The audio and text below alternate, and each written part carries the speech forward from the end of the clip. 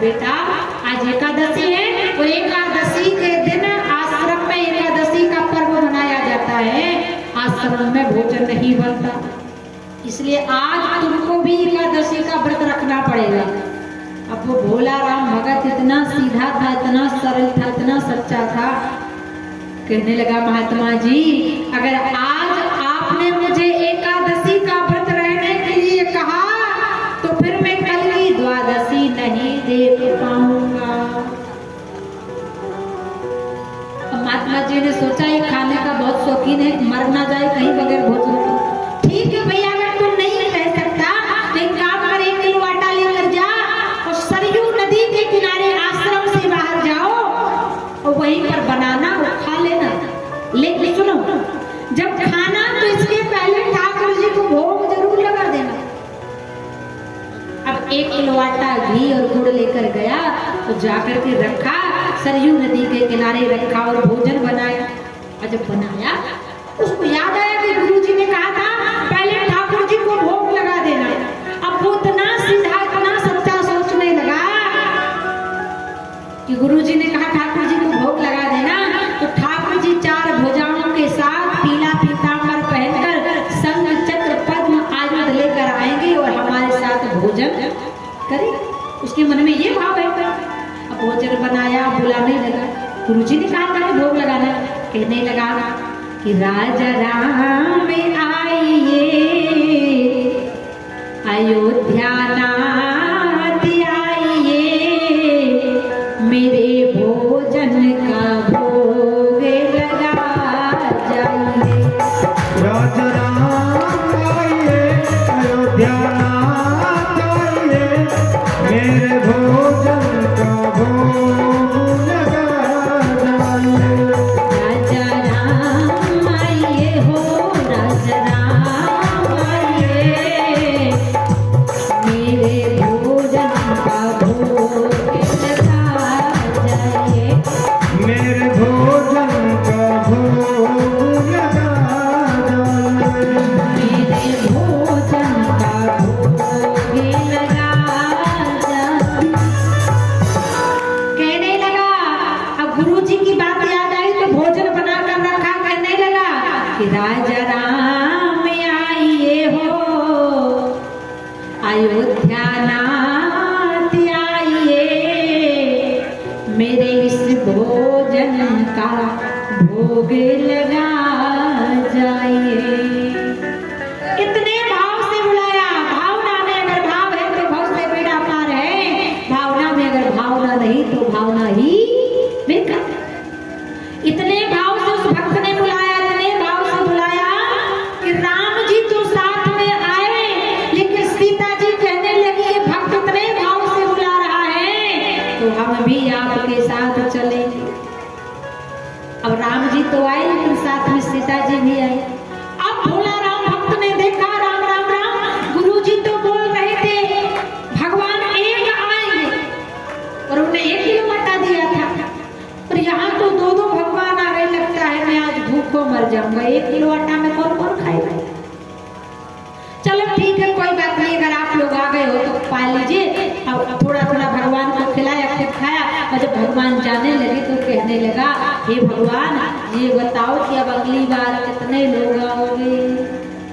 भगवान ने कहा तू चिंता मत कर, हम आ जाएंगे। अब फिर अगली एकादशी पड़ी। अब जब गुरु जी से कहा इसने तो कहने लगा गुरु जी वहां पर एक भगवान नहीं, वहां पर 2 भगवान आते हैं। 1 किलो आटा में भूखा रह जाता हूँ तो आपको आटा बढ़ाना पड़ेगा। गुरु जी ने सोचा कि चलो कोई बात नहीं, भूखा रह गया होगा इसलिए ये आटा बढ़ाने को बोल रहा है। गुरु जी को तो विश्वास ही नहीं है कि भगवान है। अब आटा 2 किलो कर दिया, अब लेकर गया, अब बनाया। अगली एकादशी को सरयू के किनारे कहने लगा। अब इसको पता है कि एक नहीं 2 भगवान आते हैं। अब दोनों को बुलाया कि राजा राम आइए सीता राम आइए मेरे इस भोजन का भोग लगा जाए। अब राम जी ने सोचा कि भक्त बुला ही रहा है तो राम जी आए, सीता मैया आए और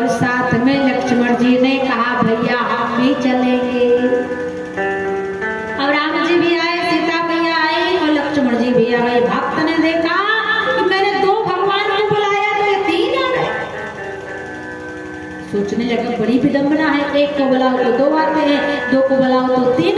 लगता है आज मैं भूखों मर जाऊंगा, चलो कोई बात नहीं, थोड़ा थोड़ा खाओ। और थोड़ा थोड़ा खिलाया राम लक्ष्मण सीता मैया को, खुद खाया।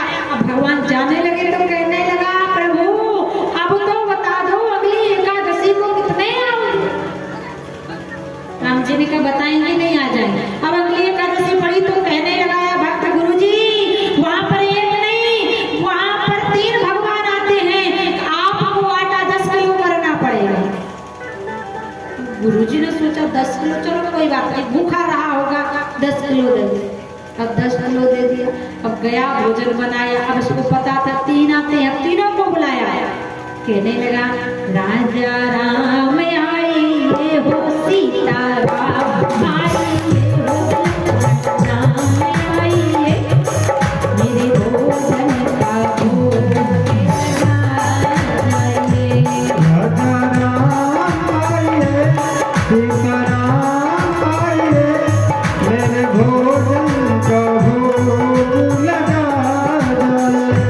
लक्ष्मण राम आए, राजा राम आए, मेरे भोजन का भोग लगा जाए। और तीनों को बुलाया, सीता राम आइए, लक्ष्मण राम आइए, राजा राम आइए, मेरे भोजन का भोग। अब जब तीनों को बुलाया तो राम जी आए, सीता जी आए, लक्ष्मण जी आए और साथ में भरत शत्रुघ्न भी आ गए। सोचने लगा राम राम राम बड़ी विडम्बना है, एक को बुलाओ तो 2 आते हैं, 2 को बुलाओ तो 4, अब तो ये 5 हो गए। अब 10 किलो आटा मैं किसको किसको खिलाऊं, चलो कोई बात नहीं खाओ। तो थोड़ा थोड़ा खिलाया, फिर पूछ दिया अब अगली एकादशी को कितने आओगे भगवान। बोले आप बताएंगे नहीं, आ जाए। अब अगली एकादशी पड़ी, गुरुजी से इसने कहा गुरुजी वहां पर एक नहीं 5-5 भगवान आते हैं, आपको आटा कम से कम 20 किलो करना पड़ेगा।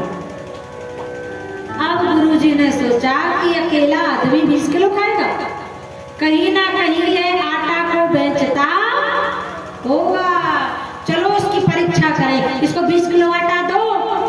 आटा दे दिया और पीछे पीछे गुरुजी चलने लगे देखने के लिए।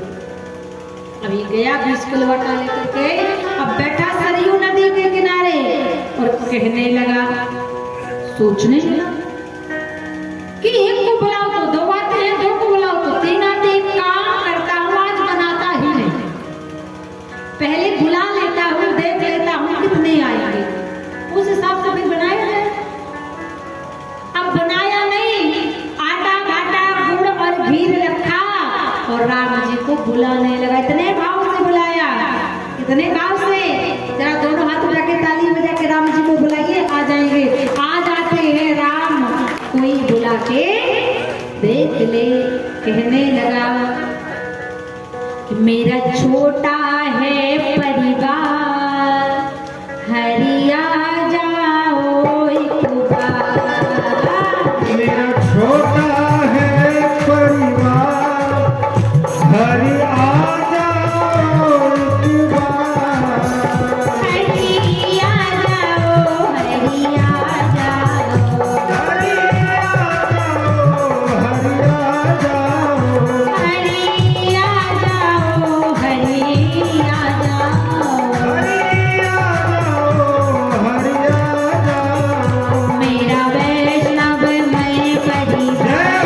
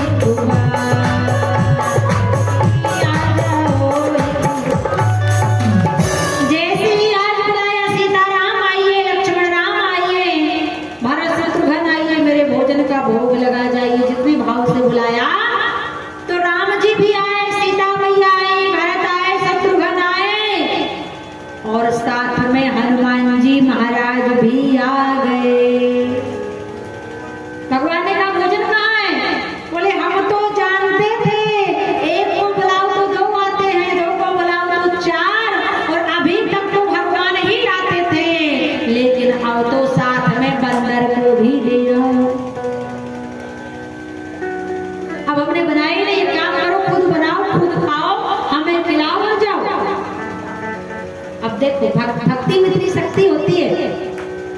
आज राम जी ने रसोई संभाली, सीता माता रसोई गृह में रोटियां बना रही हैं, लक्ष्मण जी जंगल से लकड़ी ला रहे हैं, हनुमान जी महाराज अपनी पूंछ से झाड़ू लगा रहे हैं, भरत और शत्रुघ्न बर्तन साफ कर रहे हैं, लेकिन ये सारा दृश्य उस भोला राम को दिखाई पड़ रहा है, लेकिन गुरु जी को दिखाई, भगवान उन्हें कभी दिखाई नहीं पड़ते जिनके नेत्रों में माया का, मोह का, लोभ का, लालच का पर्दा पड़ा होता है। अब गुरु जी को ये दिखाई दे रहा है कि झाड़ू अपने आप लग रही, रोटी अपने आप बन रही, लकड़ियां जंगल से अपने आप आ रही, लेकिन कौन ला रहा है? ये केवल भक्त को दिखाई दे रहा है, उसको उनको दिखाई। गुरु जी को पछतावा हो गया